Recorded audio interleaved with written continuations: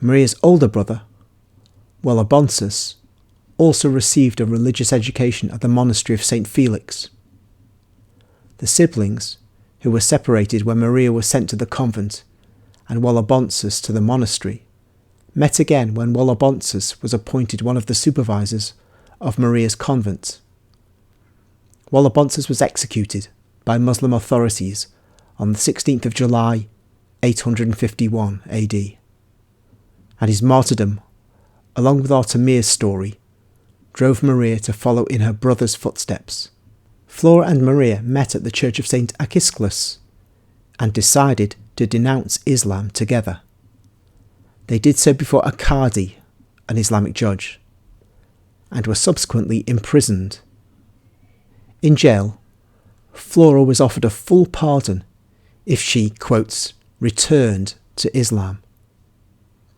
But she explained that the only beliefs she had ever held were Christian. This explanation was not accepted, because according to Islamic law, a child born to even one Muslim parent should have adopted Islam as their religion. In accordance with Sharia law, Flora and Maria were found guilty of two different crimes. Flora was executed for apostasy, and Maria for blasphemy. Before the executions, the young women were threatened, quotes, with being thrown upon the streets as prostitutes, unquote, which was an unbearable punishment for virgins. They were beheaded on the 24th of November, 851 AD.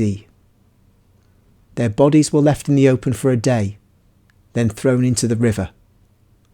The body of Mary was recovered and taken to the convent.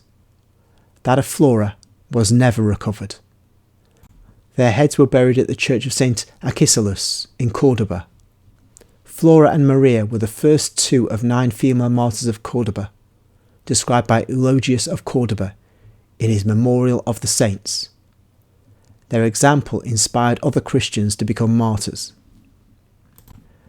That's the end of the Wikipedia entry. You may be interested to know that I think it's in the myth of the Andalusian paradise. Book title of name of something like that.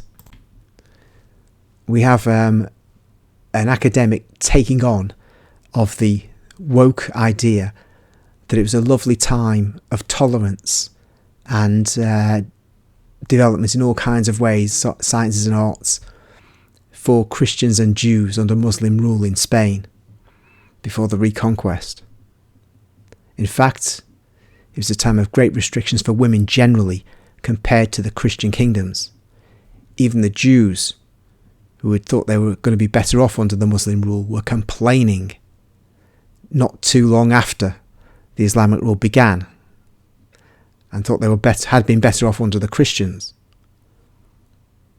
But the story of the martyrdoms are quite vivid.